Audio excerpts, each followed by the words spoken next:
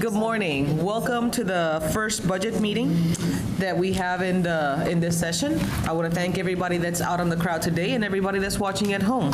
Before we get started with the call to order, we have been made aware that not only one, but both of the officers that were shot yesterday in Wyandotte County have passed away. So before we start with our meeting, I would like to call for a moment of silence.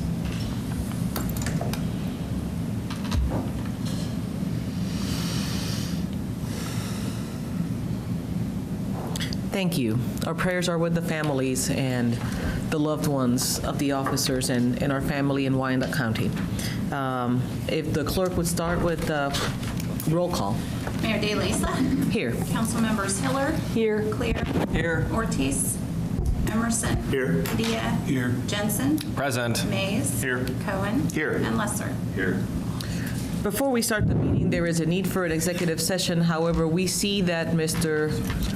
Chris Schultz is here, and if the body has no objections prior to us going into executive session, I would like to ask if it would be okay if Mr. Schultz had anything to say in addition to the body from what he said Tuesday, if he could speak since he's here.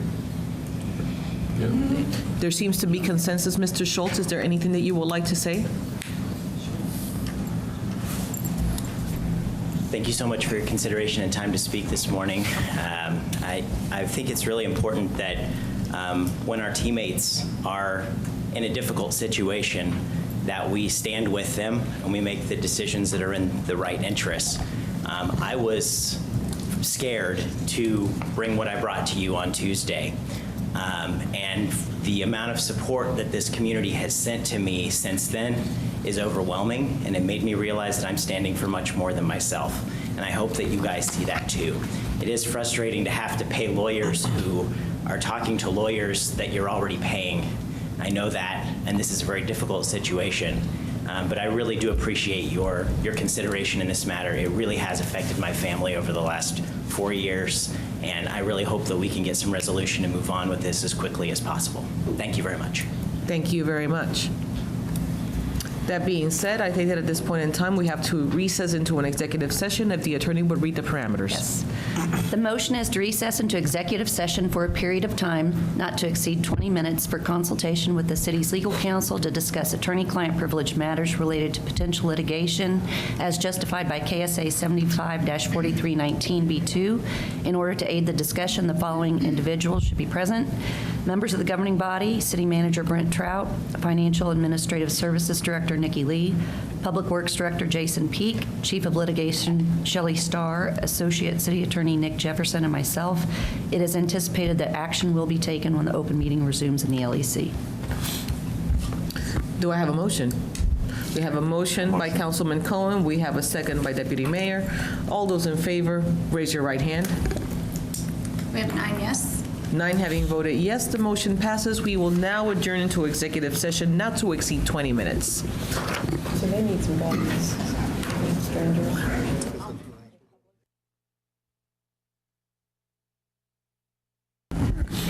We have completed the first executive session without making any decisions. We do need to re-engage in executive session, not to exceed 20 minutes. Do I have a motion to re-engage in the same executive session? Deputy Mayor makes a motion. Councilman Padilla makes a second. All in favor of re-engaging in the executive session, not to exceed 20 minutes, raise your right hand. Okay, motion passes unanimously. We now re-engage in the executive session.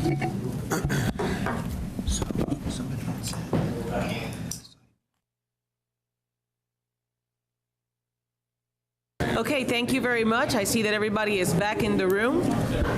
We are now re-engaging in the agenda. We passed the call to order and the roll call. We now proceed with action items. If the clerk would read. Denial of tort claim submitted by attorney Vernon Jarbo on behalf of Chris Schultz and Schultz Development LLC for $116,000 for alleged damages related to water infiltration at 909 and 911 South Kansas Avenue. All right. City Manager? I have no further comments. No further comments. Okay. The body has been deliberating, and of course, we were in executive session. At this point in time, I would like to see if there is a motion on the floor. Motion to, To approve the, Approve the denial. okay, I make a motion that we deny the tort claim of Chris Schultz. we have a motion by Councilwoman Clear for denial. Do we have a second? Councilman Cohen seconds. Now we are open to discussion. Is there any discussion from the body? Thank you, Councilwoman Clear. Ortiz. Thank you, Councilwoman Cole. I'd just like to say that this is something that we take very, very seriously, and we've spent a lot of time deliberating on it, and we want the public to know that we do take this very seriously, each of our claims. Thank you. Thank you very much, Councilwoman Cohen. Just want to clarify that the yes vote represents the denial. Is that correct? That is correct. The yes vote represents a denial. Additional comments from the body? Deputy Mayor. Thank you, Your Honor. I've lost a significant amount of sleep deliberating this. This is a serious issue, and it represents significantly impacting someone's life, their home, their livelihood. This is not a small deal for Mr. Schultz or really anybody that has property in downtown. I'm blessed in that I have not had water issues in the building that my wife and I own, but that doesn't make the issue any less serious for the other folks. My concern with this particular claim is the process. We are a policy body. Our intent is to craft broad policy and set direction for the city staff and allow them to execute and run our community. That's our job. This is better handled through the judicial process, which is set up to look at all of the possible liability and all of the possible issues and that sort of thing. I'm just simply not equipped to make this decision. I don't have the resources and the tools. We're just not set up to do that. So I'm going to vote to deny this, but not because I don't feel strongly that there could be a problem there. I mean, clearly there's water, but the issue is we don't know where it's coming from. I reread the Tellison report, or the Terracom report, I'm sorry, last night just to make sure that I wasn't missing anything in there. And at the end of the day, it's inconclusive. So, and I don't want to say, we're not passing the buck. This is part of the process that will lead to the eventual remedy for this situation. But for me to make the decision and to stop it here, I think is premature in the process. And I can't in good conscience do that. So I'll just add that I appreciate the work that staff has done. I appreciate Mr. Schultz and his family coming over and providing their side of the story to us as the council body. The council has really taken, as you saw, we took not a 20-minute recess, but we took an additional 40-minute recess for something that we have already deliberated upon. We are very concerned and we want to be good neighbors, and we think that as part of being good neighbors, this is not a judicial system. And in order for the right process and decisions to be made, maybe this is not the right body. And I think that that's going to be evident based on the vote that we have. So are there any additional comments that anybody would like to add? Councilwoman Hiller. Thank you, Mayor. I represent downtown. I'm aware of these issues, and this has been really hard. I really appreciate the time of the council and the staff to explore it. We spent some time getting a refresher on what a tort claim really is and how things work in the legal system, which is part of what we end up having to do our jobs well. You know, this claim is complicated in that the claim is just a tort claim only, and there are various other legal strategies that could be involved in this case. There were also many players involved in this case. And so this request here was just a step in a legal process. I too will have to vote in support of the denial to get this moved on down the line, but it's not because I and everyone isn't concerned about celebrating downtown and getting past this and getting things fixed. Thank you. Additional comments from the body? Seeing no comments, all of those in favor of the denial of the claim, raise your right hand. All opposed, same sign. Motion passes unanimously. We now move on to the non-action items. Discussion of the budget. If the clerk would read. We have discussion on the 2019 City of Topeka proposed budget. City Manager.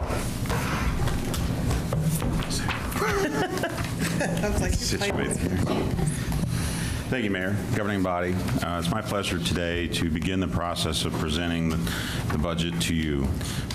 We're excited about what we've pulled together here with the budget. We had some challenges, and we made some changes in the budget initially.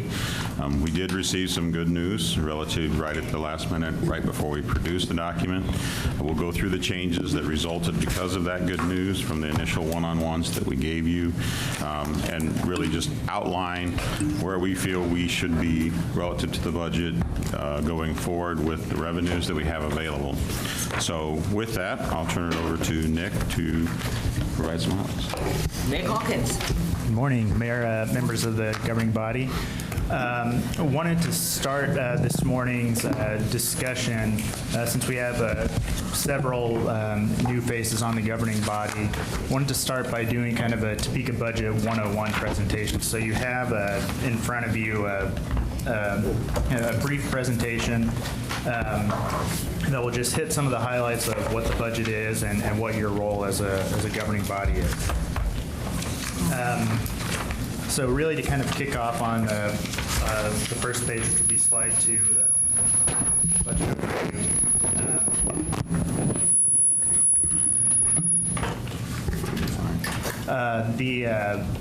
The budget is more than just kind of a collection of numbers. It's really, as the deputy mayor mentioned, your role as a policy board.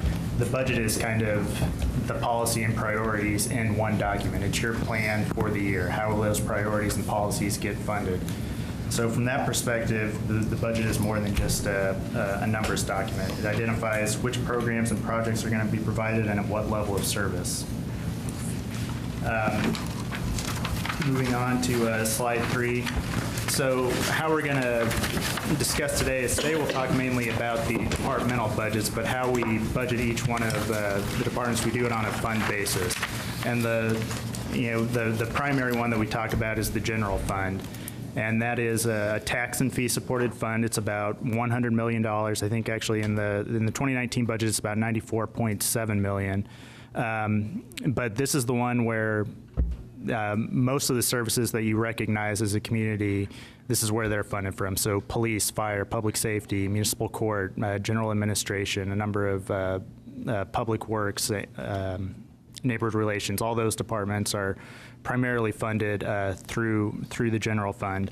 And really the purpose, it's general because it benefits all of the citizens. It's not for a specific purpose. It's the basic services that we provide to the city.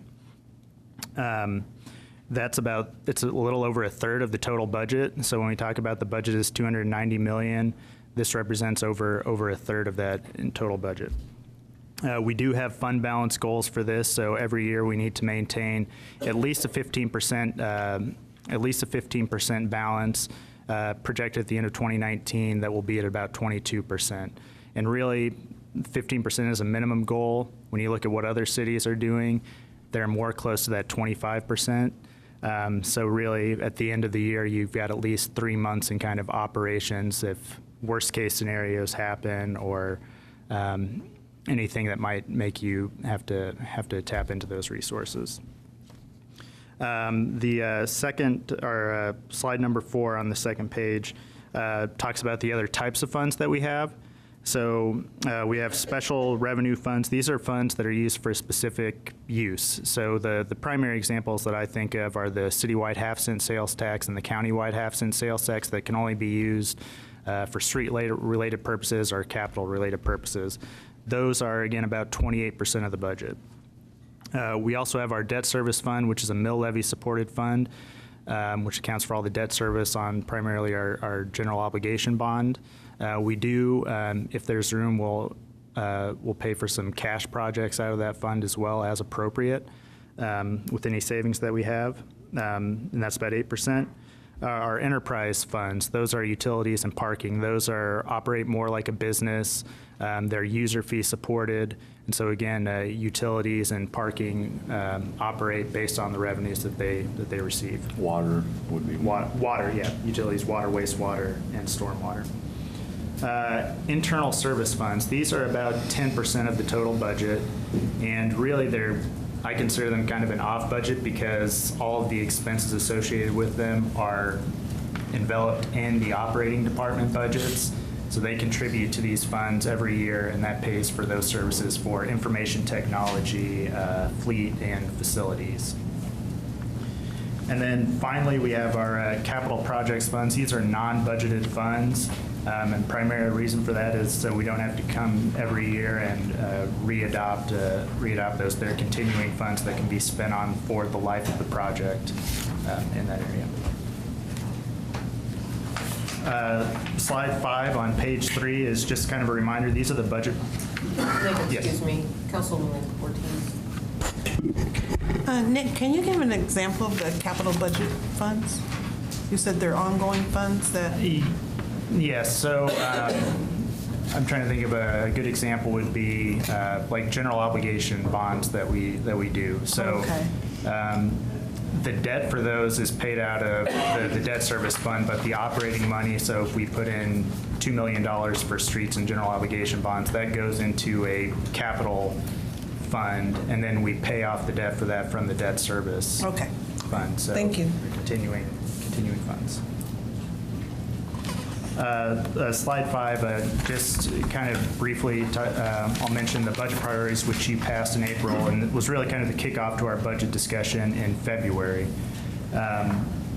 These are used to guide us as we put together the budget, and we'll try and highlight how we incorporated that into each one of the department budgets as we move through the discussion. But a reminder, this is what was passed in April of this year.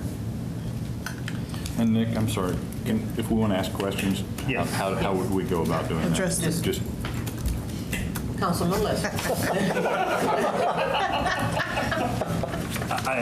just clarification, I want to make sure I'm on the same page because this is my first, it's a little bit of a learning experience.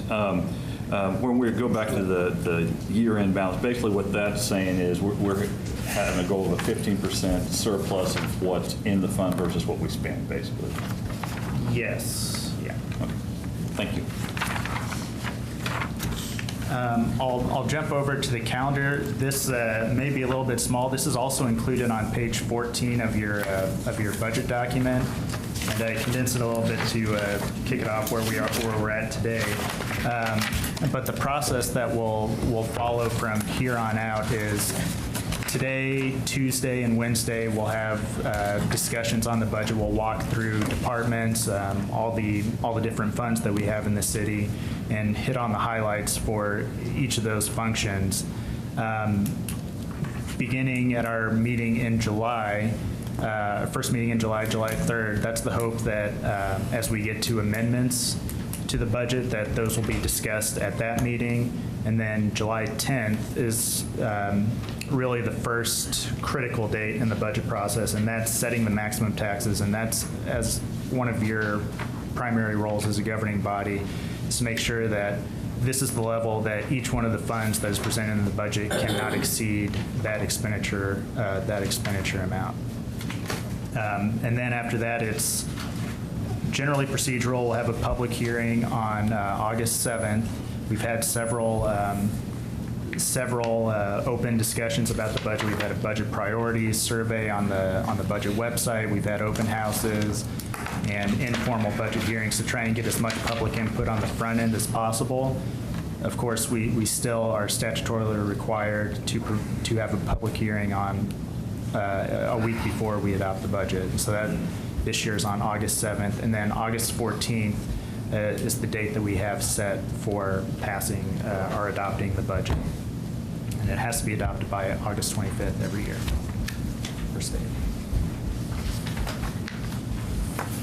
So one of the primary role that we're going to do today is walk through the budget document. Slide 7 highlights what is in there. It provides a little bit of general information on that. So the first is the manager's letter, and that really opens up how did we address the budget priorities within the revenue constraints that we have. And so that's about I think it's a 5-page document that really walks through, and we'll walk through a lot of the highlights that are included in there. We also have a budget overview, which is the calendar, and also revenue and an overview of revenues and expenditures by fund. And then I believe pages 17 through 21 have a revenue detail that will look at each one of the individual revenues, so property tax, franchise fees, all the different revenues that we collect. We'll look at a projection on how we're looking for 2019 in each one of those areas. And then today, what we hope to do is walk through the department budgets. What you see in the document here represents a change from how we've presented this in the past. So we have detail at the expense category level and at the fund level. And at the expense category level, that's breaking it down between personal services, contractual services, commodities, capital, and other things like debt and transfers. So what we're going to do during that discussion is really just try and hit the highlights, changes to the budgets for each one of those departments, and then we'll open it up for discussion after each one of those presentations. And then probably Tuesday or Wednesday, we'll jump in and talk about the other funds that are in the budget that we don't talk about as part of the department discussions today. Some additional information. We have a 4-year personnel history by department, by division, that is in the back of the book, and I'll make sure that I've got the right page here, but I believe it's starting on page 190. And so we'll reference changes in FTEs during our department discussion. If you want more detailed information, it's shown in the back of the book. Also has a property tax digest, which shows a 20-year history of the mill levy and shows what the impact is on a $100,000 home of the projected mill levy that we have in the 2019 budget. And then finally, just as a general reference, we have a spending breakout that shows percentages of public safety funding by general fund, by all funds. Really kind of shows how those priorities are put together in the budget. So with that, I'll hand it over to... So as we look at the council's role in this process, it can be very involved, depending on what the issues are. You are very involved, obviously, in setting what our priorities are that guide us as we go forward. You have to make the decision on the maximum amount of taxes that will be levied. In this case, we're not looking at a mill levy increase, so that makes that a lot easier as far as a discussion, as long as we're able to stay there based on what you deem to be the priorities, based on the revenues that we have available, and if we're hitting those targets. If you see something that you do want to change, we have an amendment process that you can go through, which basically will look at, with regards to getting amendments that you may be interested in doing to us by June 28th, which will give staff time to look at what the impacts of that amendment might be, so that we can prepare that on the 2nd of July to provide you for July 3rd when we have our discussion and look at approving those amendments July 3rd so that we can get final documents prepared for the August meeting, because we have to publish that in the hearing. So there is a lead up, and so this is why it's critical that we find out that information for us in order to get the changes that need to be made in the budget based on decisions we make, and then allows us the time to get them ready for the August 14th approval. So as we look at that, and then obviously you have authority to approve the budget, and then it's my responsibility to administer the budget as you've approved it. And so that's how we look at your role in this. So you want to go ahead and hit the budget highlights? We'll jump into the highlights, and several of these should be familiar based on the one-on-one meetings that we've had. There have been some updates.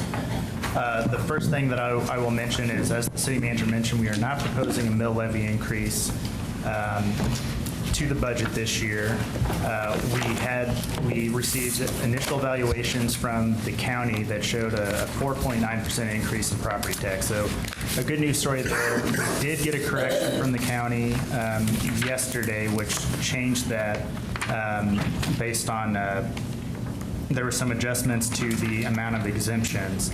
And so that actually lowered that increase to about 3.9%. We anticipate as we go through this process and we see what changes are in the budget, we'll adjust revenues as needed. I don't think at this time that it's going to have an impact on the total expense side of the budget that we'll present today. So, but that's just something that we wanted to note that changed since we got the document on Thursday.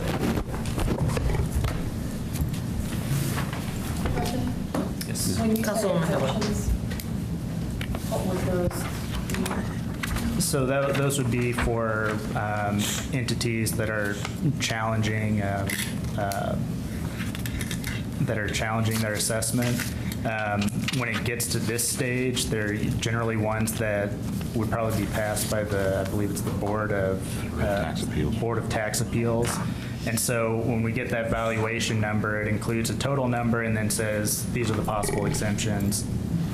We take that out of the number, of the final valuation number that we use to calculate the property tax number, so that when we get towards November, when final assessments are sent out by the county, that doesn't increase the mill levy in order to collect the same amount of taxes that we are anticipating right now. So It could also include a location property that is claiming tax exempt status based on its nonprofit status, and then evaluation has to be done whether or not they qualify according to the law to be able to receive that exemption. And so it's important that we not include the assumption that those will go one way or another. We, at this point, go under the assumption that they will be granted the exemption so that we aren't accounting for it in our numbers regarding expected tax receipts. Thank you. Or this would be new ones, otherwise the old ones are already included. Correct. Thank you. Additional questions before we continue? Seeing none? So looking at the general fund, with the property tax numbers coming in, that bumped our initial estimate from about a 0.6% increase in revenue to about a 1.2% increase in the general fund side. A couple things that we just mentioned, property and motor vehicle are expected to grow about 3.9% based on the exemptions. That fits within our property tax lid. So if this is the second year that the property tax lid that was passed by the state legislature is in effect, that caps the amount of property tax growth to 5 years CPI average, which is statewide, it's about 1.4%. With the exemptions that we have primarily in public safety, police, and fire, that 3.9% increase won't have an effect on the property tax lid, so we won't need to go to a vote for the mill levy. Other kind of revenue highlights, zoo revenue, we're anticipating a $165,000 increase there. That's with Deputy Mayor? I had a quick question on the property tax lid. Yeah. Last time I checked, there were 11 taxing entities that kind of changed the mill levy in this community. If we get above the property tax lid, does that only affect us, or do all of those entities then have to make changes? It would affect us only, our own mill levy rate. If another jurisdiction within the county was going to be over that and wanted to go to an election, they could. It wouldn't have an effect on our process. So it's not the combined mill levy rate, it's every governmental entity individually? Yes. The only maybe exception to that would be TMTA, which is a part of Beacon Metro Transit Authority, which is lumped into our total mill levy. It's basically an added-on thing, so we issue their mills for them. That would be the only exception to that. Thank you. Other questions? Seeing none? So zoo with Camp Cowabunga and Case Garden going on, anticipate an increase in attendance and revenue in those areas. Sales tax, which is actually our largest general fund revenue, is projected to remain flat. And development services licenses and permits are being adjusted down based on projected activity. So we had 2017 was a good year. We're just kind of going back to the norm on that area. One priority that has been discussed numerous times over the last several council meetings is pavement management. In 2018, we put in an additional $2 million in the general fund and motor fuel fund to try and move the pavement condition index score from a 55 to a 60 over the next 10 years. What this budget does is basically continue that funding for 2019. You'll see a chart, or we've passed out a chart on the manager's letter that will be on page 7. That shows what the total pavement management funding is for the city in 2019, which would be about $25.47 million. That gets us over a little bit over what the average that we would need over the next 10 years in order to get to that 60 PCI level. Primary amount of funding, again, is the citywide half-cent sales tax, which there have been numerous discussions on that one, so I won't jump into too much there on that, but just know that we're assuming continued funding for pavement management to get to that goal. Budget balancing, we made included a number of options to bring expenditures down to the revenue level. So the first is we're using a general fund balance for CIP capital expenses. That's about $685,000. As we get through the year, we'll look to see what flexibility we have in the general fund and other fund to pay for some of those expenses, and if we can, we'll do those throughout the year. We are recommending reducing the contribution to the Topeka Performing Arts Center operating grant from $150,000 to $100,000, and recommending reducing allocations for demolitions from $400,000 to $300,000. We're also just kind of shifting salaries to other funds outside of the general fund to provide some relief in the general fund there. So that accounts for about $115,000 in the 2019 budget. And then we asked departments, general fund supported departments, when they submitted their budget, to provide a 2% reduction scenario on their non-personnel budget, and that represents about $215,000 in the budget. One of the biggest cost driver in the general fund and most other funds is personnel. Wages are reflective of two contracts with unions that that have been finalized for 2018, as well as assumptions for the other 5 unions that we have in the city. Overall, in the general fund, wages are personnel is up about 1.6%. And the primary reason it's not higher than that is healthcare costs. So healthcare is essentially flat with the 2018 budgets. We're proposing a 5%, or we're estimating about a 5% increase on the current contribution, but have hopes that number will stay flat. And that's really, as we look at other communities, especially in the Northeast Kansas area, we kind of, last year in the budget, we increased those by 15%. Now we're starting to see other communities project increases in their 2019 budget. So we were a little bit ahead of the curve on that one. So that is a good news story that we have in the 2019 budget. Councilwoman Ortiz. Thank you. Nick, when you say flat, what do you mean, stay the same? From a budget perspective, yes. There will be some things, the contribution from the employer side or the city side, we're anticipating that will go up. So on family and employee spouse and employee plans, we anticipate that the employer contribution there will go up. So ideally, what you would see on the employee side, and we won't know rates until October, so, but ideally, they'll either stay flat from the employee perspective or potentially go down. And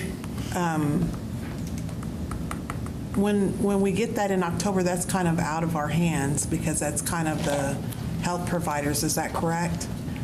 Yes. Okay, I just wanted to make that clear because I know we've struggled with that and we're trying to get back on track with that, and I think we are. Am I right, Nikki? I think we pretty much are, but so when I have those employees say something to me, I know sometimes the cost is out of our hands. Thank you. Deputy Mayor? Nick, oh, I'm sorry. Go ahead. Councilman Lesser. I'm sorry. Deputy Mayor. What is our, on our healthcare, health policy, what is the renewal date? What's our year on that? Yeah, I believe it's January 1st. That's fine, I'm just, yeah, thank you. Deputy Mayor? Calendar year. Yeah. Calendar year. Thank you. And correct me if I'm wrong, but part of the reason why our healthcare costs have sort of leveled off is because the healthcare clinic the city provides is really starting to pay dividends. I just want to point out that that was an investment we made in the future, and it's already starting to show return. And I think that's very impressive.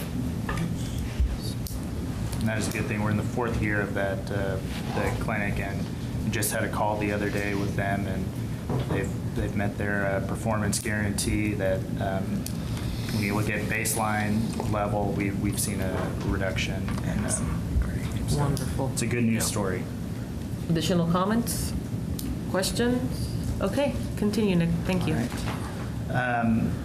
One thing that we'll highlight as we go throughout the department discussions are FTEs, our full-time equivalent positions. We're up 6 over the 2018 adopted budget, so we go from 1,192 positions to 1,198 positions.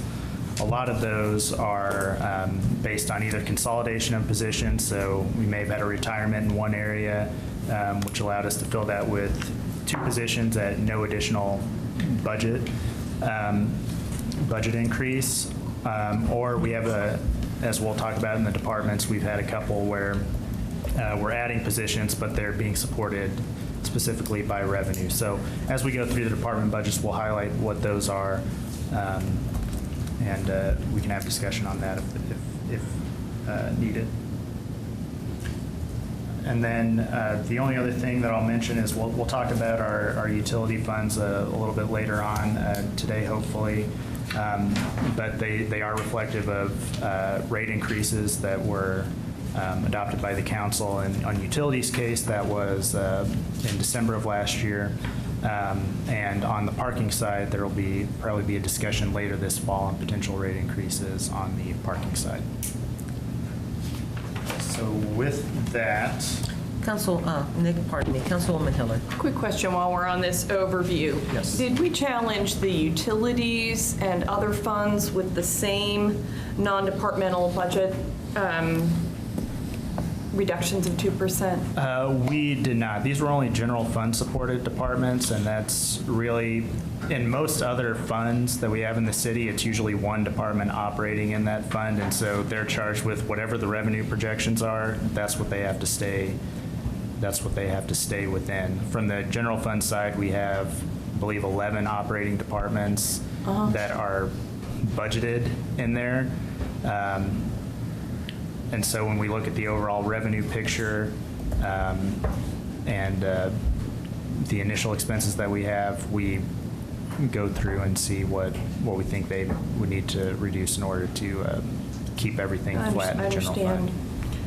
The one thing I will add is we have a continual process with our position review committee that does analyze whether or not positions need to be added.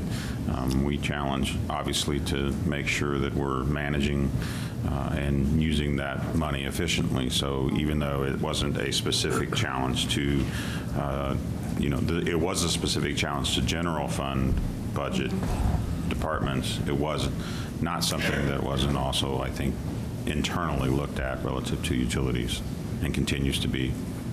Good. Thank you. Deputy Mayor?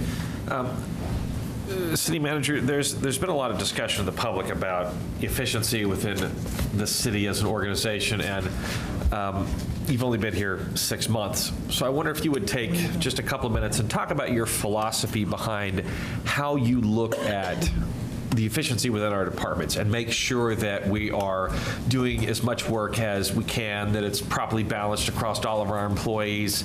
And then as we move through the 2019 budget process, which will be your first one, and then executing that will be your first budget, how are you going to look for ways that we can do more with the employees we have and with the equipment we already have? What are the milestones you're looking for and that sort of thing? Basically, what I'm trying to get at is I'd like the public to see that this is really your chance to come in and be sort of the outside pair of eyes that review our organization and see where we may or may not have inefficiencies based on your experience, coming from a different organization. I'm just curious what's your thought process on how you'll work through that? Well, I think we look at a number of things, and we already are doing it, and staff had been working on it prior to my arrival. We're using a lot of things related to the open data and collecting information about how we're doing work, how much we're getting accomplished. You see it in the weekly reports. We're calculating and learning what are we actually accomplishing and doing within our daily work schedule. As we analyze that, we start looking at, are there better ways? And often our directors are looking at new information relative to new advances that are out there, analyzing that we have the best processes available. But as I go forward, staff's going to be working on a project to look at customer service relative to the fact, remembering that our primary thing that we do is provide customer service. Some things end up being specific actions that we take relative to, for example, fill a pothole, and we do that in a method that is designed specifically, the step-by-step process, and we analyze how we're doing that and making sure that we have the best process. But then from that, I'm going to be looking at a system that I used in the past in Mason City called Rapid Process Improvement, where we take a process, be it a building permit application process to fill a pothole process, and we break it down and look at the steps that we do in that process and determine if each one is really needed.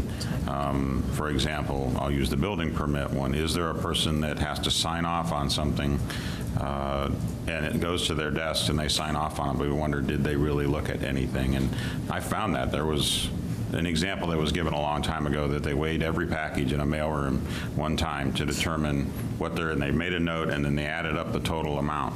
Well, somebody asked, well, why did you do that? Well, I don't know. I was just told to do it. Well, it turned out that the mail guy before them could only lift 60 pounds. So the packages were weighed to make sure that he would be under 60 pounds.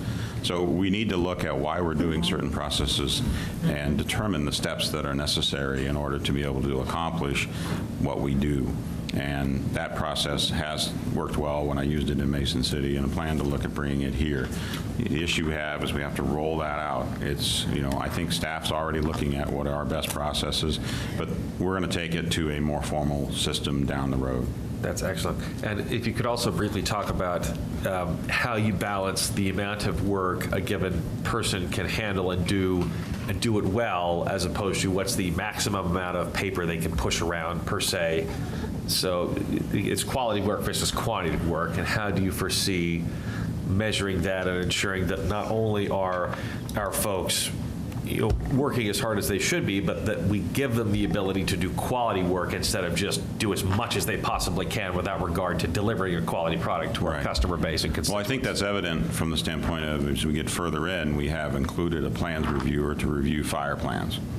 It's a new position. It is a position that did not have another funding source for it. It's a new position. But that was through the analysis that was done as we looked at approving the new building codes. We analyzed and received information from Mr. Finder that we had a need for that kind of a position. And also we were making progress in what we have for turn from the time average days that a permit takes to get through the process. We're making improvement, but we also identified where the missing link was with regards to being able to make a difference in that further. A new fire plans reviewer will provide consistency and it'll also provide speed relative to the analyzing of those fire plans. And then, once that person's done doing fire plans, he's also going to be able, he or she will be eligible to review other plans, which will speed their process up. So that's part of the method that we're using to analyze quantity versus quality and ensuring our error rate is not high. Excellent. I think that's important to highlight, given the fact that we all want everyone to do as much as they can and be as efficient as possible. But at the same time, the trade-off, if you are trying to do too much, is we don't do quality work. And there's a delicate balance there to making sure that we are spending our constituents' hard-earned money appropriately and delivering the maximum product. I'm very pleased to hear that you have plans in place to review and look through all this, because we absolutely want to be as efficient as we can and deliver the best product we can. I appreciate your time on that. Thank you. Councilwoman Ortiz. I, too, am glad to hear that, City Manager. Will we also be looking at people or some of our employees when they can to be cross-trained? When I came, I was so shocked 13 years ago. In our code enforcement, we had this one that did nuisance, this one that did housing, this one that did. So we were sending 3 different people out when one person could have done that. So you're going to hear that from me a lot, cross-training. And I just want to make sure that everybody is cross-trained for different reasons. I mean, the ball doesn't stop rolling when one person leaves. And are we sending 3 people out to do one job when one person can do that? So I'm very big at that. And I agree. I think we need to have the ability to do that. We need to make sure we do have experts, because sometimes we end up in complicated situations. We want to make sure that we have the best person on the job, that maybe this isn't their primary and it would be better served to have a different person answering those questions and dealing with the issue. But in general, we need to be able to cover down on people in order to continue to move systems and get answers for citizens, deal with situations in neighborhoods or in accomplishing work in other locations. That has to be done. And we have to have people that can do both. So because the world doesn't stop, we have to be able to cover down and absolutely. And that's what I hear from my constituents, and that's when one of them brought it up, is like, he just wrote up the weeds. And then that's when I inquired, and well, because he doesn't do housing. And then they're like, well, what is my taxpayer money doing here, Understood. So I'm really big on that, and I think it's very beneficial. It can be very beneficial. Thank you. I have a question to the body. We're at halfway point of this meeting. Do you guys need a 5-minute break really quick? That'd be great. I've been looking at faces and body language. So let's take a 5-minute recess. It's good timing as well, because we're about to get into the summaries. Awesome. And we'll get ready for that. Okay, so let's take a 5-minute recess and we will return to this room.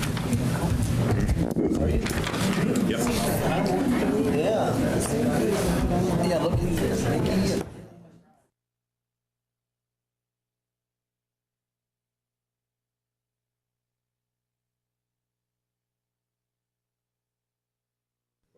All right, we are coming back from our 5-minute, 15-minute recess. And we were getting ready to start talking about the funds. City Manager. Thank you, Mayor. What we're going to do is go through departments starting on page 24, which is the City Council budget, and just work our way through as far as we can. We realize with the other item we needed to cover today, we're not going to get as far as we originally intended today. We'll reach the noon hour and then obviously look for guidance from the chair and the council as to whether to continue. If we don't get through all of them, I think it'll go rather quickly based on the way we plan to propose the budget. We'll cover those items in the general fund not covered. We'll cover those Tuesday night to bring us back up to where we intended to be, because our intent would be that Wednesday night would be covering other funds. And so we'll use Tuesday night to bring us back up to where we should be. So if we don't read all the way through the general fund departments today, we'll plan to do that on Tuesday. So I'll turn it over to Nick Hawkins at this time. I'm going to make one brief note at the beginning. So you have tabs and dividers in your book, which generally tell you where each department is. As I go through, I'll say, starting on page such and such 24, we'll be talking about the City Council budget. They don't line up exactly, and that's kind of when we went through and did this new budget format, changed up how we did the pages a little bit. So these are more referential, more of a reference. As we go through the discussion today, I'm going to be talking about the page numbers primarily, and that's, as we go through, that'll be your primary references to where we're at. So starting with the city council budget, what I'm going to do is I'm going to talk about where this department is funded from, if there are any changes in positions, and then talk about the changes to the budget. And I'll follow that format for each of the departments as we work our way through. So with the city council, no surprise, you are funded primarily all the way through the general fund, and also no surprise there are no changes in positions for your department. We did internal service fees, primarily in information technology, were reduced by $6,000. That was allocated. That $6,000 was allocated in office supplies and equipment. And so that was the only change to the city council budget for 2019. Are there any questions? We'll move on. Councilman Emerson. Thank you, Mayor. Mr. Hawkins, I guess just a question about that. I mean, it seems kind of arbitrary that 6,000 was taken out, so you just added 6,000 in office supplies and equipment. I mean, sorry, and I'm not trying to accuse you of doing, well, I guess I am accusing you of doing that. But, I mean, is it just, well, can you tell me what the justification was for that? Yeah, so that was really, I think in the 2018 budget, there was some concern about specifically the information technology feed, so we made that adjustment in the 2019 budget, so that's where I think it was charging maybe 10 computers or something to your division when you only have one office and one computer. So that's the IT change. On the equipment side, on the supplies and equipment side, I think that's really just kind of lining up with where past expenditures have been and looking at as a group on the equipment side, it's upgrading that office just a little bit. So that was the justification from the council aide who put your budget together. We can get more specific information and get what that specifically is. That'd be great. I appreciate that. Thank you. Councilman Cohen. I can, since I was deputy mayor last year, I can tell you a little bit about that. I think it was in our list of IT-related items that we were leasing from IT, I think there were 2 copy machines on there. We only had 1 in the office. It was various things like that, and I think we had 3 computers and we only used 1. There was another computer there. I think they're set up for 2 now. Anyway, it was stuff like that, getting those things cleaned up and making sure that what we had checked out was what IT thought we had checked out. Okay, sure. And just to be clear, I'm great with the reduction. However, I just hate to arbitrarily assign that same number in some other area because I think it kind of induces unnecessary spending at times. So, I mean, if it has to be in there, great, but yeah, if you had some justification, that'd be fantastic. Thank you. I have a question. Do we have, I know that at one point in time, we have put in some money for training for the council members. Is that still available? Okay, Councilwoman Hiller. That was my question, and since this is the first chapter, if we want to check those line items, that's where we need to go online, and the public as well, if we want to actually look and see what that line item looks like. Yes, so you can go to the budget portal, which you can access through topeka.org/budget. It'll be one of the first items up there. And that's where you can really dig into if you want to see the line item. If you have any specific questions, like during these meetings, like what was that equipment line used for, we can go back and research that and make sure that we're giving you a comprehensive answer there, if we can't answer it from the table. But if you want to see that full line item detail, you can go to topeka.org/budget and go to the budget portal, and it'll allow you to see it in almost as many different ways as you want to. Thank you. There was a question over here. No? Okay. Thank you very much, Nick. Okay. So on page 26, we have the mayor's budget, and there are no significant changes to that. It's again funded through the general fund, and surprise, no change in FTEs there either. So. Not yet. Not yet. So if there are any questions, I'm happy to answer those. If not, we will move on to executive.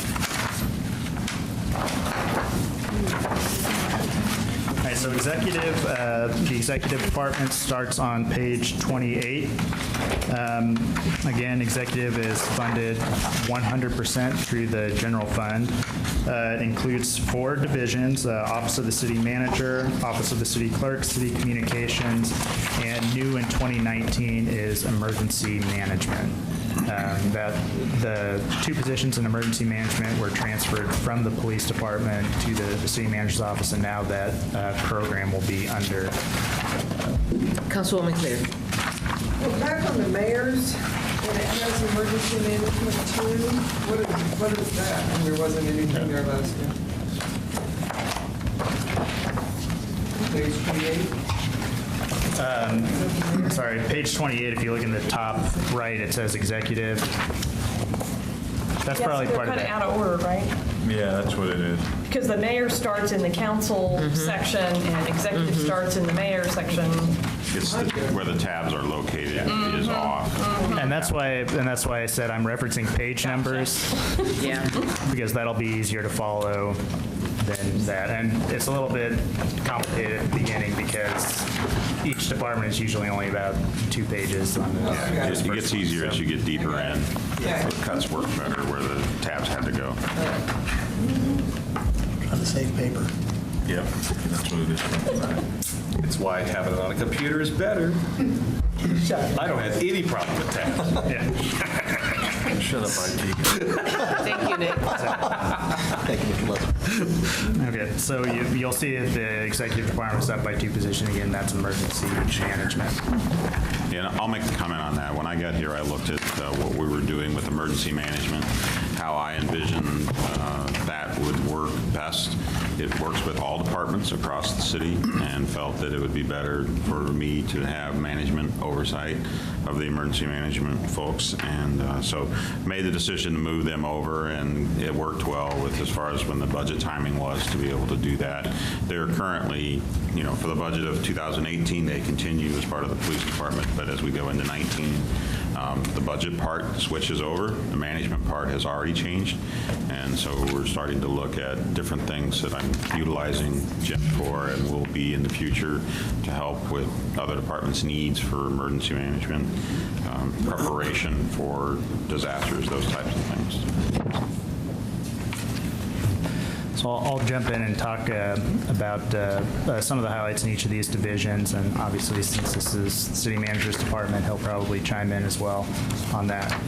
So looking at the city manager's office, increases there in personnel reflect a more fully staffed division, so we have a full-time city manager and a full-time deputy city manager in there, and so that's why you see the increase in personnel expenses there. On the non-personnel side, there was a decrease in internal service fees, primarily in the information technology side. But you also see on the capital line down at the bottom on page 31 is where I'm at. The capital line increases by about $3,700. One thing that is new in the 2019 budget is we passed a fleet replacement policy. And so we gave departments the option to, within their existing resources, contribute money to a fleet replacement fund that would get that department on a more regular schedule in terms of replacing their fleet. So we have 4 departments that are taking advantage of that program, and we're able to find dollars within their existing resources.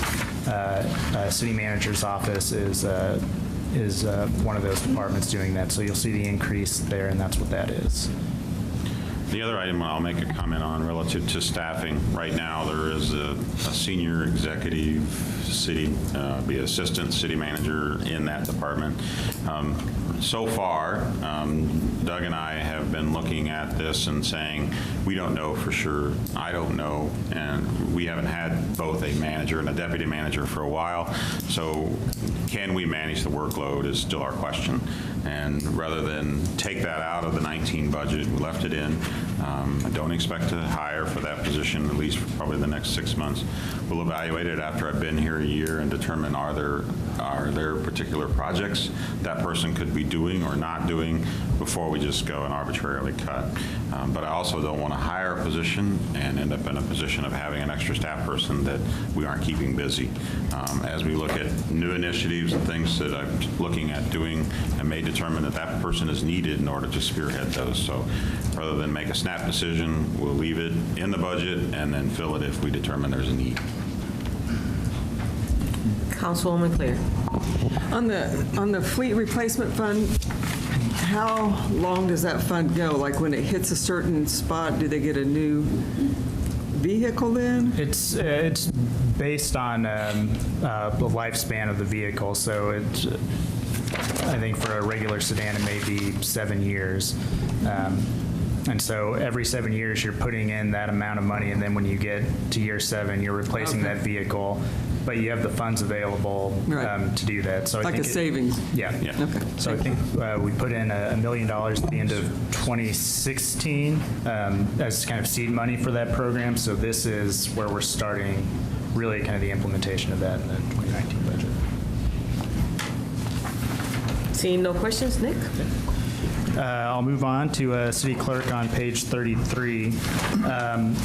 The primary change here is related to recodification.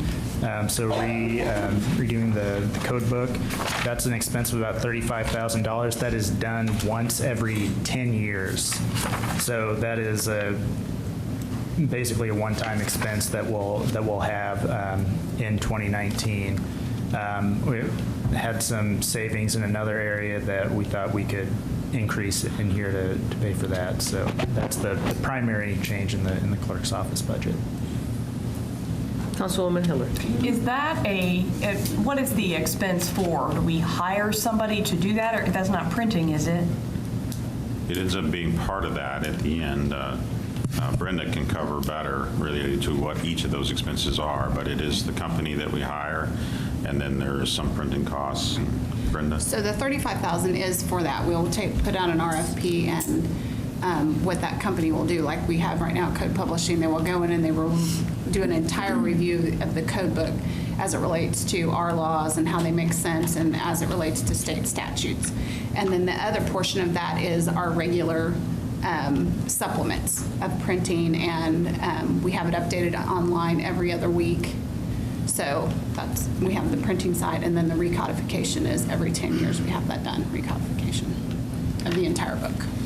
So, because I know we update it as things happen. Yes. So that's a legal review? Yes, correct. I see. Yeah. And it's standard practice. I just finished doing it in Mason City right before I left. They actually approved it after I left. So it is, and it's important. When you have a state law that changes and we still have it on our books, it's confusing, can also lead to situations where the court throws out something that we're working on with an individual because their laws are in conflict. We no longer have authority. There's just issues, and so every 10 years is about normal.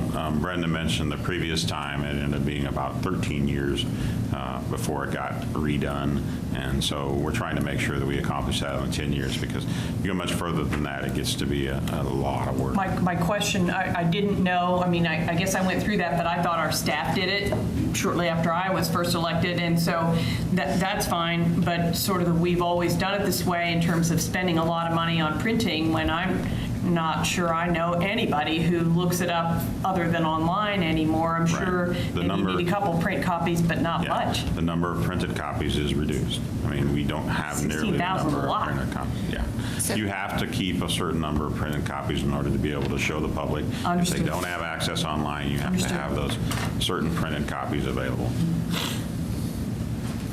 And I think that it's fitting for me to mention, I don't know if I've said this before, but I was informed that our very own Brenda received a very important certification that is very unique to city clerks. Brenda, could you tell us a little bit about the great recognition you have? Thanks for putting me on the spot. Appreciate it. So it's a master's clerk certification through Wichita State University that I'm working for the past several years on. So there's a certification process and then there's a master's certification. So it's basically several hours of outreach and working on boards and in the clerks networking. So How many master certified clerks are there? There's very few, right? very few, yes. I don't know the number, I don't remember. It's very, so just congratulations.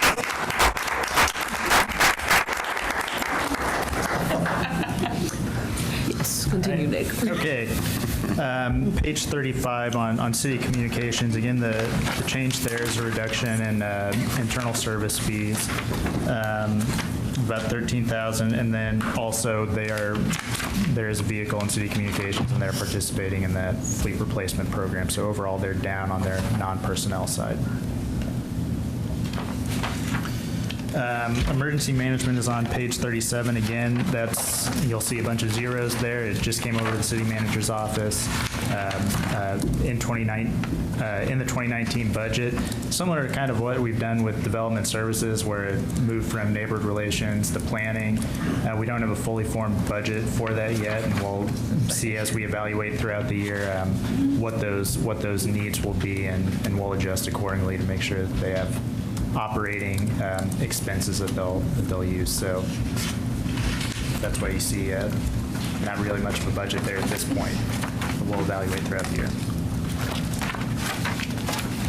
If there are no other questions on executive, I'm going to move on to finance, which starts on page 38.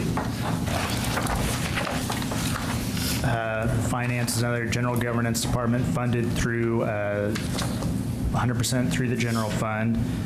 No changes in total position count for 2019. I'll jump over to page 41, which talks about financial reporting and payroll. There are two divisions, financial reporting and payroll, as well as procurement and contracts and procurement division. The big highlight for finance is that we went with another provider for our open performance portal. That saved us about $30,000 in expenses, and I think opens up our options. That is live right now. If you go to data.topeka.org and click on the performance portal, you can go in and see some of the changes there, but it really it saves us money and it expands our options, and I think improves the look of that particular portal. So if you have an opportunity to go to data.topeka.org and check out the performance portal, I think you'll see a nice little refresh there. So that's the primary change in the finance budget. Again, there were some increases on the internal service side, but the primary change there is the change in providers on the performance portal. And on contracts and procurement on page 43, no significant changes to the budget there. The fire department, if we're okay to move on, starts on page 44. And the fire department is funded through the general fund. There is one position change there, and that is during the year we added a division chief for operations, which frees up our deputy chief, who was basically performing that function, to focus on accreditation efforts that'll take place over the next 2 to 3 years. And so that position, as well as some other operating expenses, will go towards working on that accreditation over the next couple of years. And that's the primary change. Councilman Emerson. Thank you, Mayor. Mr. Hawkins, when we see like on the fire department, like capital outlay, is that like part of what we approved in the CIB? Generally, yes. In this case, there's vehicle purchases in there that aren't included in the formal CIP, as well as also expenses related to ALS, defibrillators and AEDs are included in that capital expense item for fire specifically. And so as we go through, that'll be something we see, like in Public Works, we'll see a huge number capital outlay Yes. for the streets. Okay. Yep. Thank you. Just kind of hitting the highlights on page 47, the Administration and Business Services Bureau. Increase in internal service fees, IT and fleet fees, as well as, again, talked about accreditation expenses. Those are where the changes are in the Admin and Business Services Division. On the training side, really, on page 49 represents a shift. There was an additional training officer that was budgeted in EMS and in emergency medical services in 2018. That moves back to the training division, so you'll see the increase there related to that. And again, an increase on those internal service fees.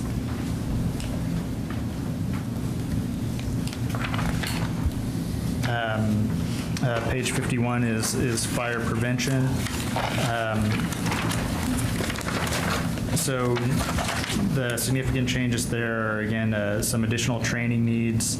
Contractual services increased $9,000 for that, as well as fleet fees, and then some minor increases for supply expenses for office upgrades. On the, yes. Councilwoman Claire. So what does contractual services mean? Like what? So there are a number of different things that are included in there. Generally, that's where a lot of our internal service fees are charged to, as well as training, and training and travel related to the division, and any specific contracts. If we contract out a service to a third party, those expenses would be included in there. Why do, if it's travel for training, I thought we had a training person. Why are they traveling to train? Or is it So like for instance, on the administration side, that travel is related specifically to accreditation, which we Okay. don't have a training position for that, but we do, like for fire department, we do have a number of training officers that will go through and train the firefighters on everyday procedures, but okay. there will be additional travel in addition to that. And I will say, I mean, Chief is here, and if you want him to talk more about what kind of training, that's why the rest of the staff is here, because we can't know. All right, Chief, tell me where each one of this $500, this $9,000 went. Just kidding. I've got it. Councilwoman Hiller? Just when we see a change in a personnel line of something like 23,000, this one as an example, does that basically mean that, because the numbers didn't change, that somebody who really was highly paid either retired or moved to another position and somebody with lower pay moved into the same position? Yes, that's the primary reason why I don't necessarily go through each one of those on the personnel side, because for most cases, and you'll see it in police and fire a lot, since they're bigger personnel numbers, that number will pop off the page a little bit more. But you're right, it's generally related to someone in a high-level position retired and was replaced by someone at a lower level, or someone may have elected not to take health insurance, and so that reduces that cost there. And those are the Just clarify. Thank you. primary changes in that area.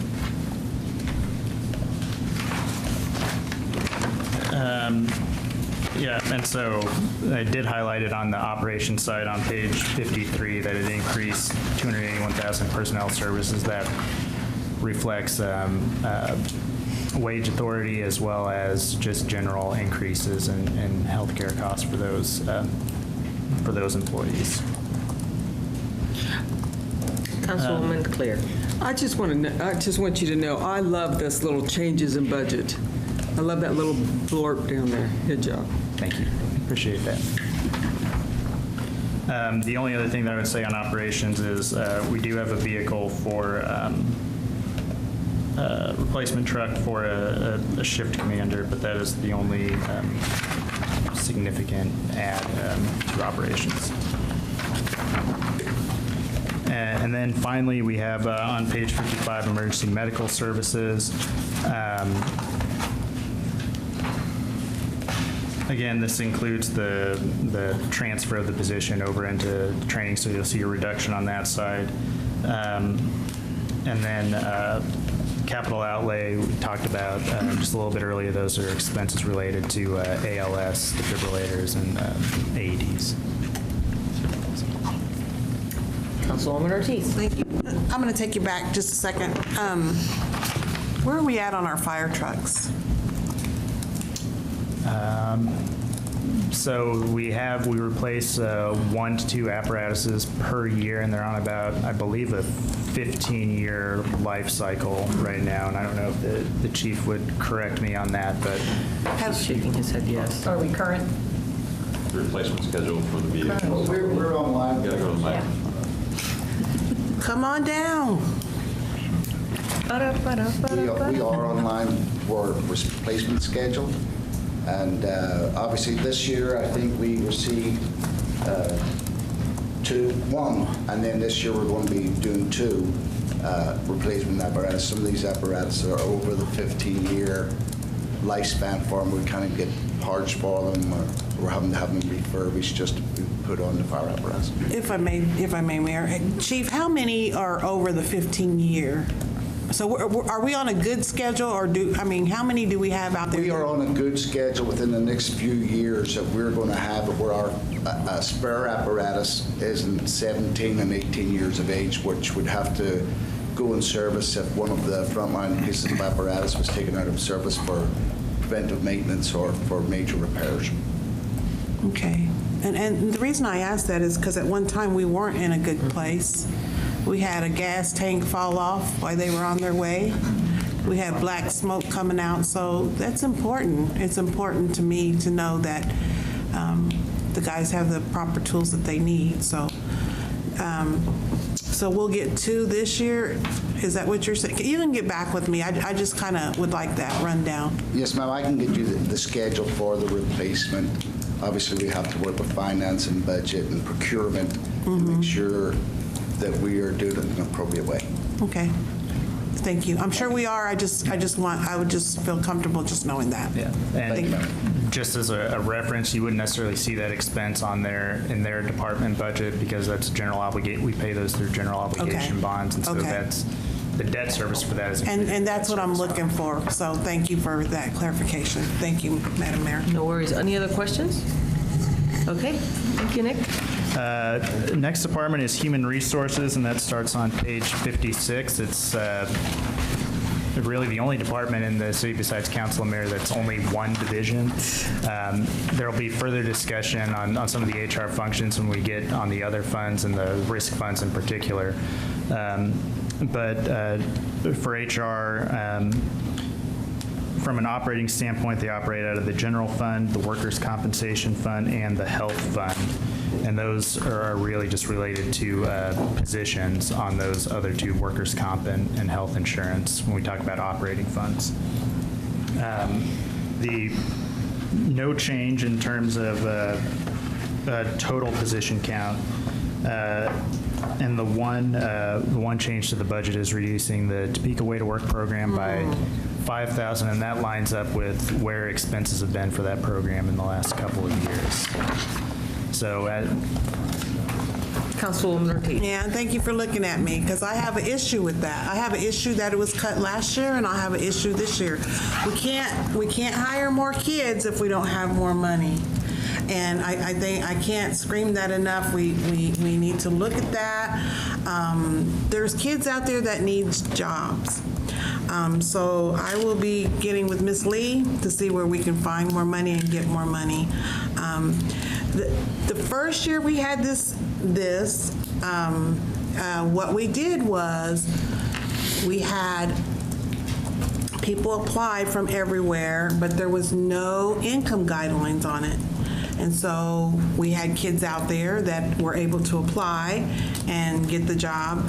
But like any other job, this is mentoring, and they also have to pass a drug test. The second year, the income guidelines, without my knowledge, got changed.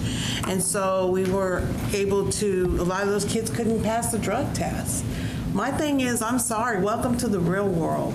You know, if I can't pass that drug test, but I'm low to moderate income, I'm not going to get the job. And that's what we're trying to do, is trying to mentor them and trying to fulfill these positions. Has anybody talked to the county about partnering up with us? I know I've had the same question, the same discussion last year. I don't know if I can speak to specifics on that. I know that we're continually looking for different grant opportunities related to youth programming and funding. And the problem is, we're a city entity, and there's not a lot of grants that we qualify for. I sent Monique Lade one for $100,000, but she came back and told me we couldn't do it because we're a city entity, and we couldn't meet that criteria. Councilwoman Thank Claire. you. Now, I'm concerned too, because I think it's a good program. However, what I understand is we have enough money for the kids that applied. Yes, that's accurate. So we just don't need money sitting there. We just pull it out and use it somewhere else. And we had enough money last year for every child, right? Correct. So this would just be extra money that we don't need for the program. That's the justification for Just that. want to make sure. All right, thank you. Councilman Lesser.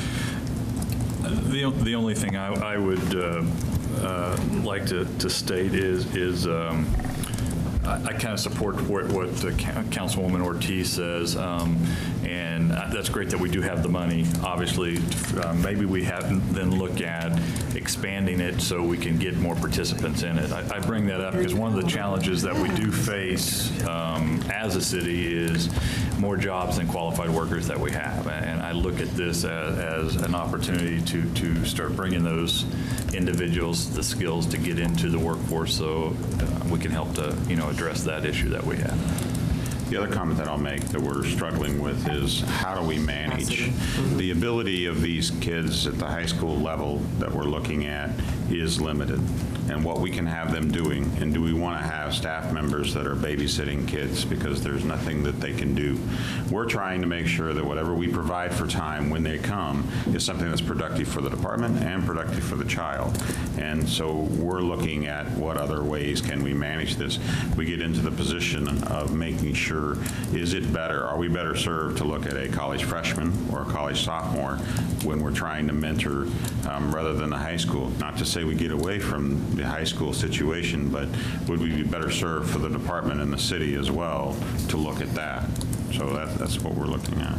Well, would it be amicable for us, rather than to decrease the funds so that we could create more capacity, for us to maybe create a program in which we partner with other organizations, and rather than us being the ones completely taking all of the students, doing like a Top City intern type process, that we have seed funds to help support other kids and high school students going to other corporations that we could partner with? And maybe that way the burden, because I understand the burden that HR has, it's extremely difficult to create work on a regular basis for individuals, especially if they don't have the expertise. However, if what we're really trying to accomplish with this is to provide our young people and let our young people know that we are interested in them staying in our community, engaging in our community, and then being a part of the employment base of our community, maybe we would be better served. Maybe, yes, growing that pool some more, but then making it really meaningful and us helping process that fund so that other people can match those funds. And we can say, hey, the jobs are going to be $8 an hour, for example. We'll pay $4 if you take the student here, and you could have somebody work with you throughout the summer. So just a thought to alleviate from staff. Deputy Mayor and then Councilwoman Hiller.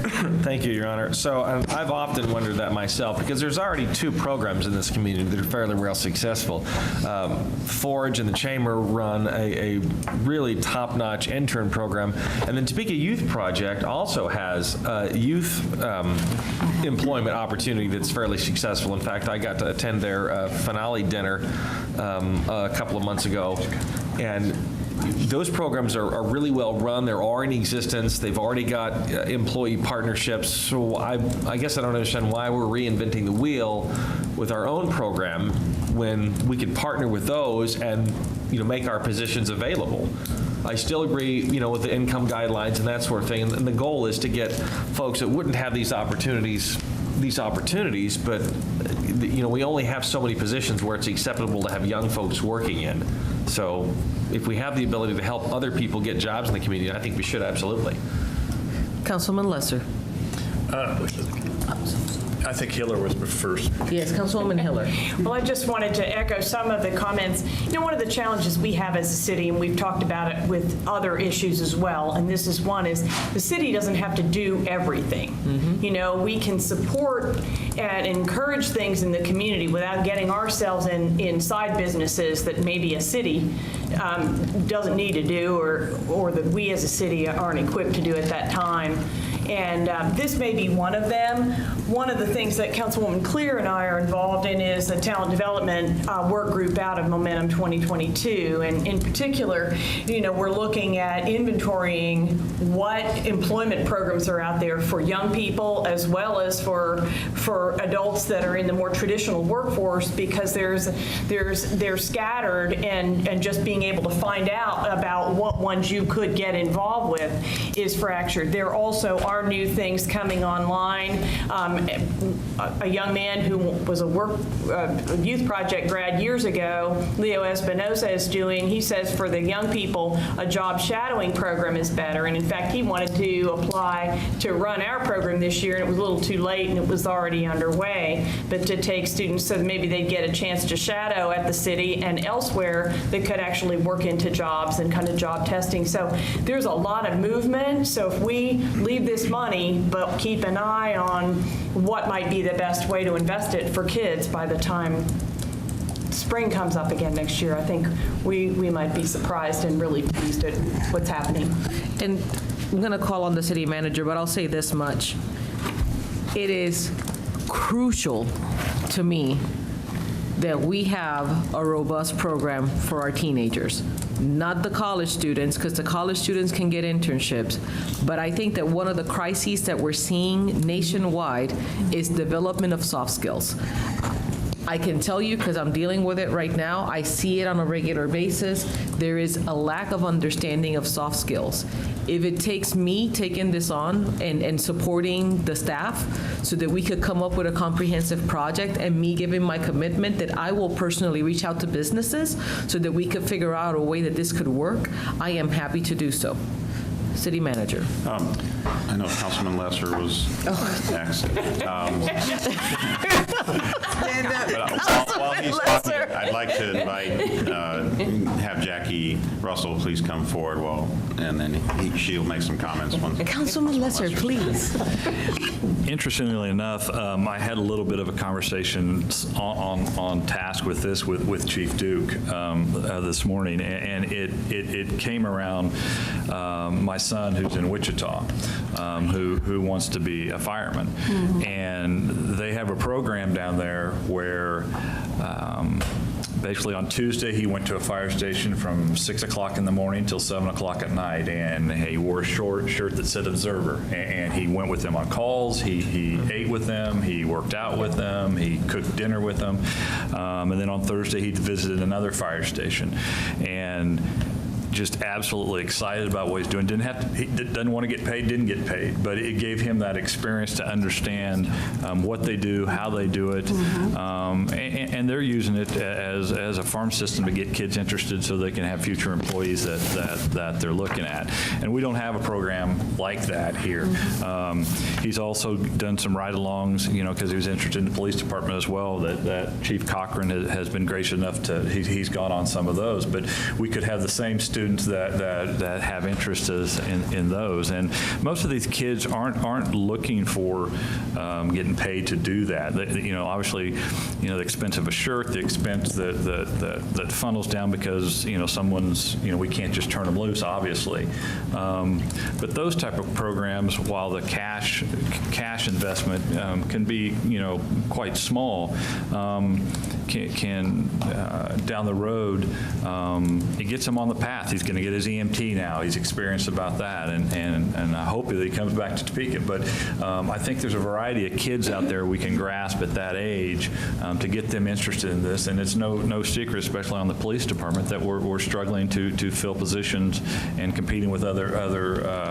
So that type of program, I think, could take a look. We could take a look at with these type of funds, and 5,000 buys a lot of shirts, observer shirts, and things such as that. So I'd like to see us kind of look at that versus. I'm in agreement. I don't think we need to become a PEO, an employment organization, with other companies to try to, but getting these kids in high school exposed to some of the positions that we have. I think is as Mayor Delisa said, is crucial to us moving forward and fixing part of the issue that we have with more jobs than people. Thank you. Councilman Mays. I guess at the risk of sounding callous, I think we need to turn our attention back to the matter at hand. We've got a $292 million budget here, and we're arguing over $5,000 for kids. Thank you. Is there any way that we could just, ask you guys to try and find that $5,000 somewhere in that $292 million budget? City Manager. Yes, that's part of your role as priorities. That direction, we'll take an action and take a look at that. Thank you. Do we want to hear from Jackie first? Yes, please. Since she's standing there, and then I'll call on the other council members. Jackie. Good morning, everyone. I just wanted to share that I am trying to look at partnership opportunities. A few of those, Leo Espinosa came after we'd already kind of were well into the plan for 2018. What I want to do is make sure that we are looking at opportunities where they are true partnerships, where the city's not funding all of the opportunities out in the community for the high school kids, so that we can reach more students and get them employed in other organizations. I've also been talking with the Topeka Youth Project. For the last 2 years, they've actually come in and provided professional development training to the TWTW interns, and one of our interns was actually recognized at their awards banquet, zoo employee for the intergenerational award. So we do have some partnerships. There's definitely a lot of opportunity to expand those partnerships. We're exploring a lot of grant opportunities, working with Sheena in the finance department. I know that she had identified a potential one that is ran through United Way. So we've also talked a lot with the schools and trying to understand what are the students' interests, and we retooled the program to not be every day for 2018 because they do have a lot of activities that they do during the summer. Another thing that we learned is that if they have to go to summer school to stay on track to graduate, that the summer school is mandatory from 8 to noon. So we've already decided next year we need to have the program be part-time, but in the afternoons only. So we're trying to seek partnerships and information from as many different entities as possible to make the program rewarding both for the city and also for the students that we believe are the population that would benefit from it. So I just wanted to share a little bit of what we have done and what we are trying to do in the future. Who was next?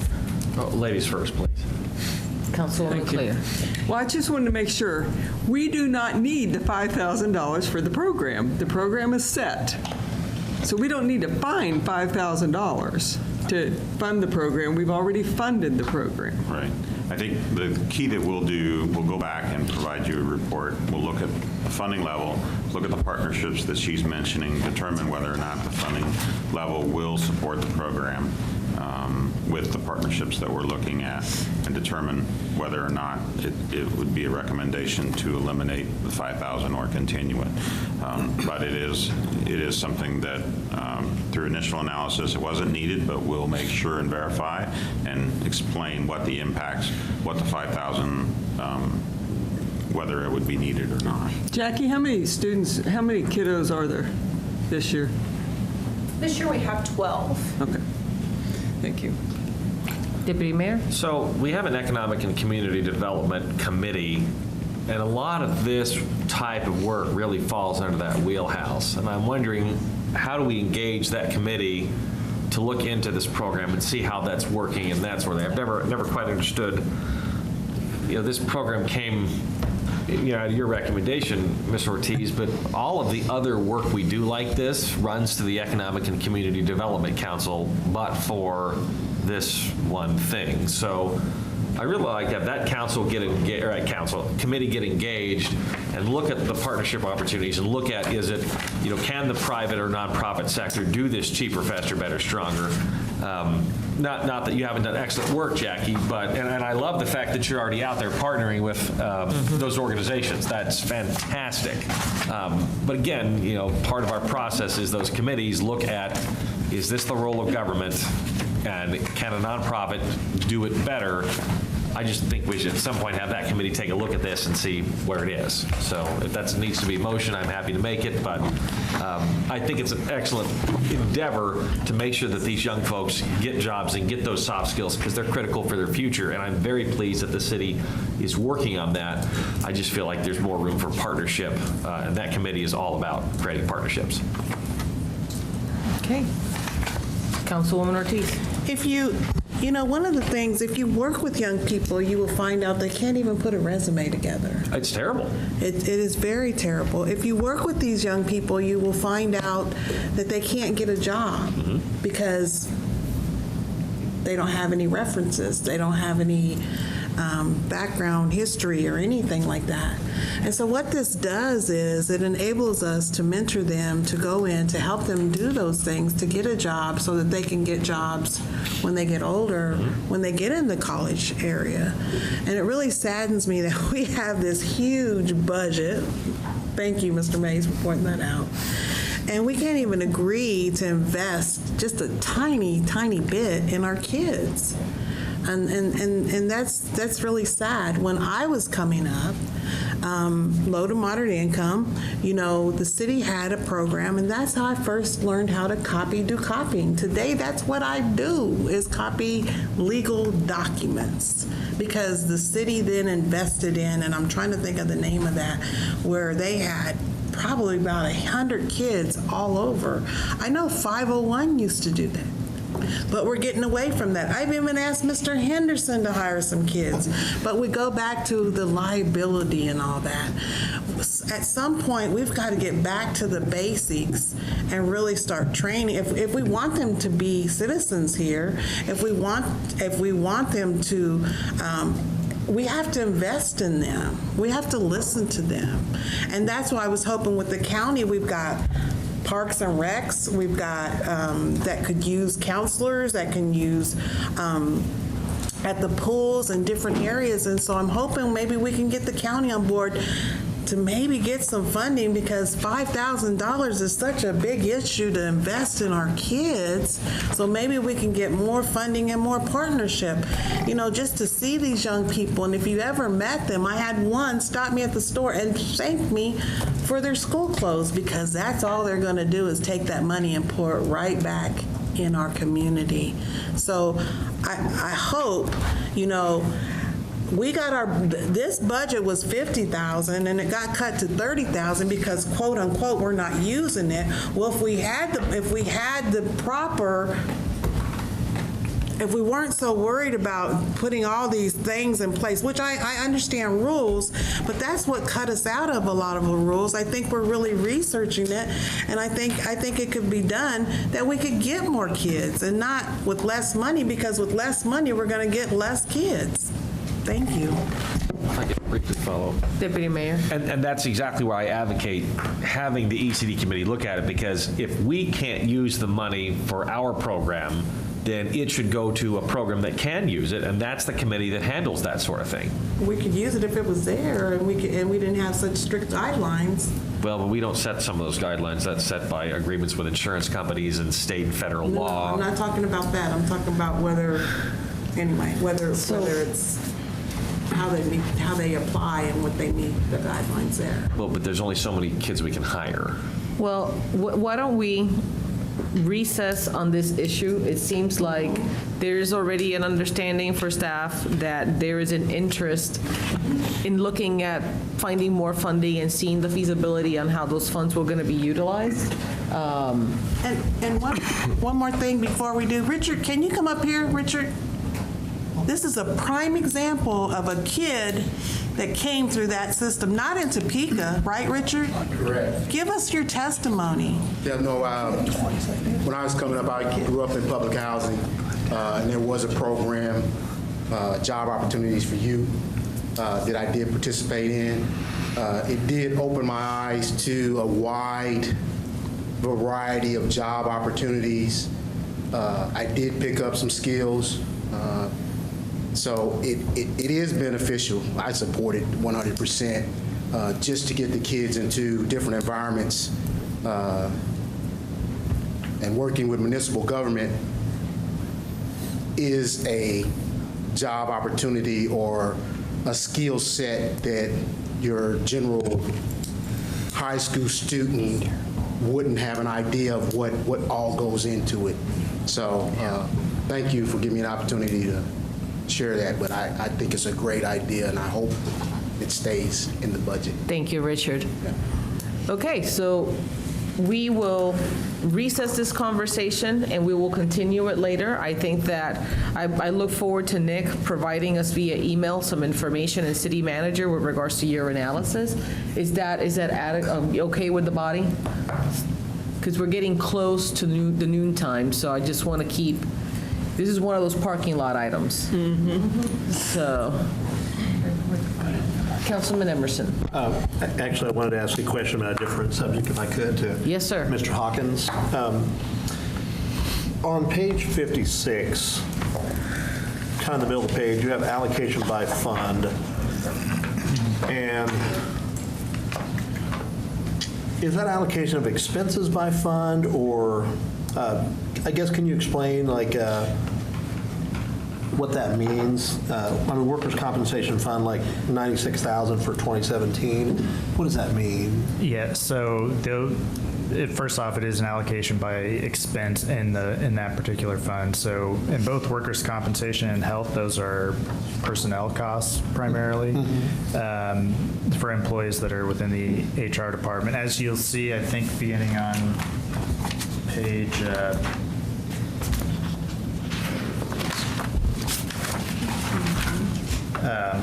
182. We'll continue this conversation probably on Wednesday about more specifics in those two funds. But from a general operating standpoint, HR has 2 employees that part or all of their time is dedicated to those funds and the functions within those funds. So a person who works on workers' comp and a person who's health insurance. Thank you. Councilman Lesser. Along those same lines, where is reflective the expense of the third-party administrator on the work comp? Where would that be reflected? So that would be in the fund. It would be contractual expense in the workers' compensation fund, and that a good chance to highlight. We have passed out a separate table of contents based on last year that says what page each one of those other funds and programs are on. I'm trying to find my copy here, but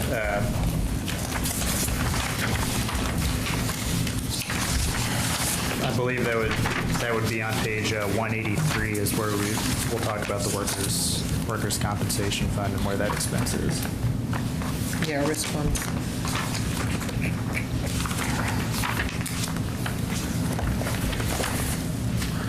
Councilman Lesser, has your question been answered satisfactorily? 1 second. So we'd actually have to look at the line item budget if we need to see a breakdown of contractual and find that Just the third-party administrator. or that's maybe not itemized anyway.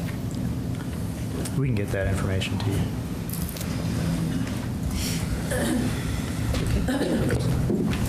All right, thank you, Nick. Okay, so on page 60, if we're ready to move on, and we'll try and get through as many of the departments in here as we can. Information technology. This department is funded through the Information Technology Fund, so I mentioned internal service funds at the beginning. This is an example of that, where they basically we allocate out to departments that expense, and then it's covered in their fund.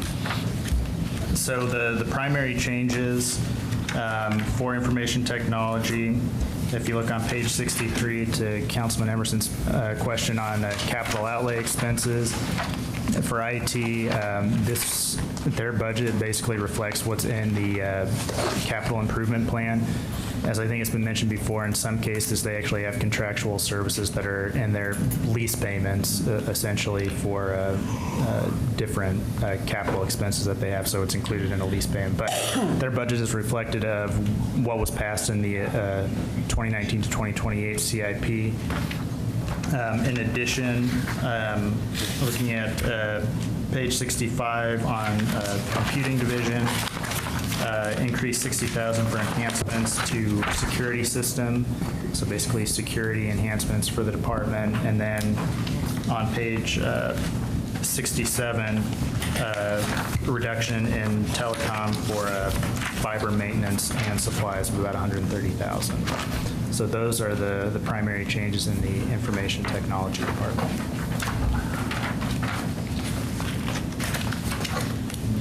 All right, page 68 is the legal department.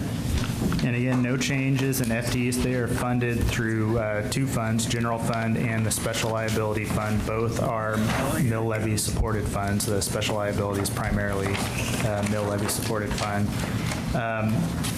The primary change for the legal department is looking to shift some personnel expenses from the general fund to the special liability fund to free up some resources in the general fund there, and that's the primary change in the legal department's budget for 2019. Why? So that it would be, the purpose would be administrative function in the general fund that's works on litigation, which is what's in the special liability fund. It would be transferring those expenses to the special liability fund.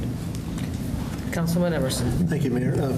Mr. Hawkins, there on 68, looking at the special liability fund and the allocation by fund, I mean, that is huge, some of the swings in that fund. Can you explain that? Yeah, so the actuals are based on what we actually pay out in claims, and so that can vary from year to year. Some years we may pay out a lot, other years we may pay out a little. So we'll talk about this also a little bit more when we get to the other fund discussion, but you will see a lot of swings in that fund, as well as a fairly significant fund balance as we build that up for if there is a major claim down the road that the city is liable for and we have to pay out, we would pay it out of that fund.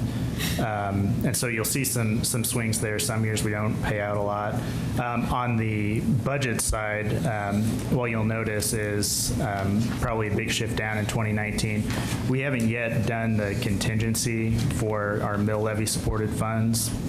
We need to go through and update our state forms, and through that process is when we get to what that contingency amount will be in the general fund, special liability, and the debt service fund. So you'll see some changes there when we come to the setting the maximum taxes on July 10th, and we'll outline how that changes. And I guess my confusion is, when we looked at HR, for instance, this showed like how much of their office overhead, or it went to like workers' comp and stuff. You didn't, workers' comp paid out like, I don't know, $2 million or something, but we only had $38,000. But here, you're saying this actually shows the amount that paid out of that? Okay. On the actuals, yes. So that would be page 73 breaks out. The civil litigation division has that full breakout, and we consider those, just for the purposes of our budget, we consider those operating expenses. It's a little bit different on the risk fund side. So our health insurance, workers' comp, regular insurance fund. You're not considering those operational costs there? Not for the purposes of our budget as we do it right now, but we will discuss those funds. Thank you. Councilman Lesser. In regards to the special liability fund and those payments on there, my question may be directed towards Lisa as well, is do we have a self-insurance limit and do we have an excess policy in regards to that exposure?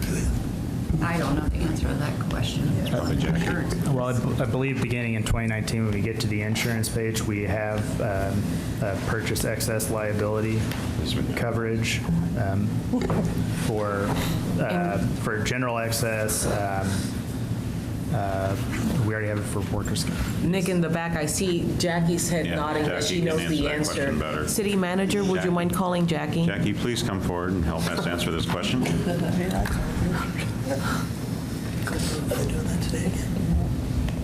I don't know. I'm a good girl. There's a varying retention based on the type of liability, so it is up to $500,000, like for crime, different like harassment, different sorts of liabilities. Each one has a schedule of a different retention. Our umbrella coverage provides up to $5 million of coverage for those sorts of liabilities. So I can get that exact schedule, I just don't have it with me this morning. I didn't anticipate that That's fine. question. Yeah, I'd like to look at that if that's, Okay. thank you. Sure. Okay, thank you, Nick. We can move on to municipal court, which starts on page 74. So there are three different funding sources for municipal court. General fund is where the primary expenses come from. We did have a grant fund primarily for the alternative sentencing court that went away in 2019. We've shifted those expenses into their operating department budget, as well as the alcohol and drug referral assessment program. That's the other fund that is included in their operating budget. You'll see a shift on the judicial division of down 3 FTEs. Those are that's related to court security that is now proposed in 2019 to be handled by the police department. So it's a shifting of positions to the police department to manage that function.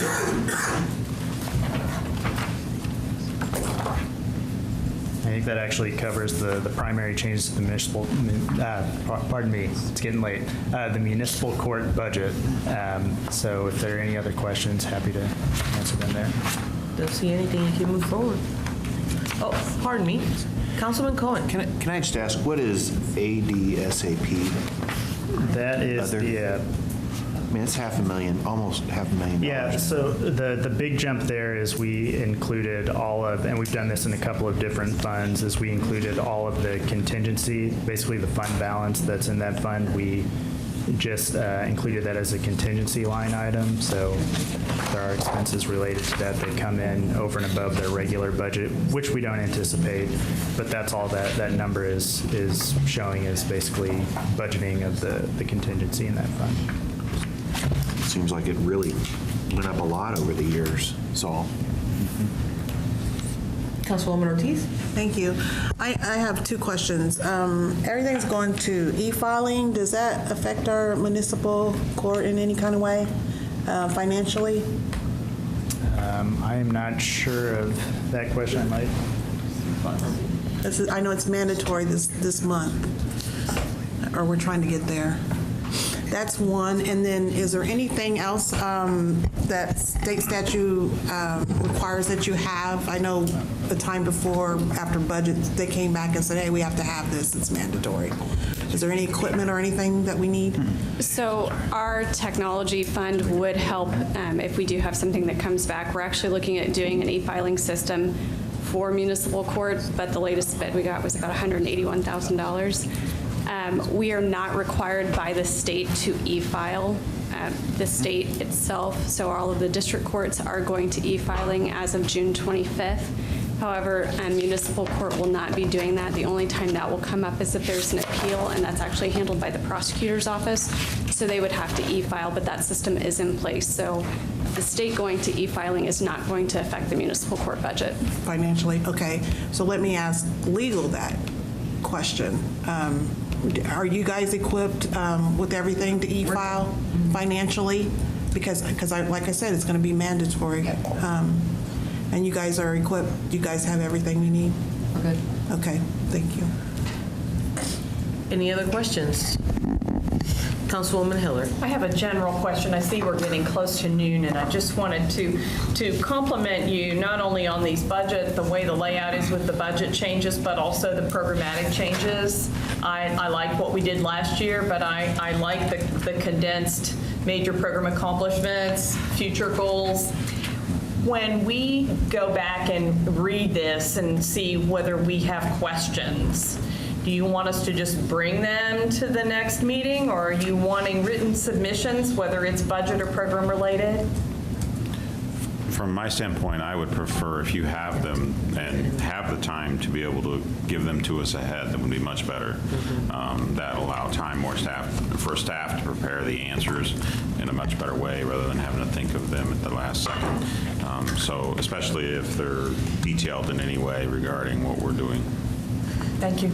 And I would encourage everybody, one of the things that we have been very good about doing in the last few years is that we'll have these meetings, then you get to go home, you look at the budget, and and then after you finish looking at the budget, you will have questions.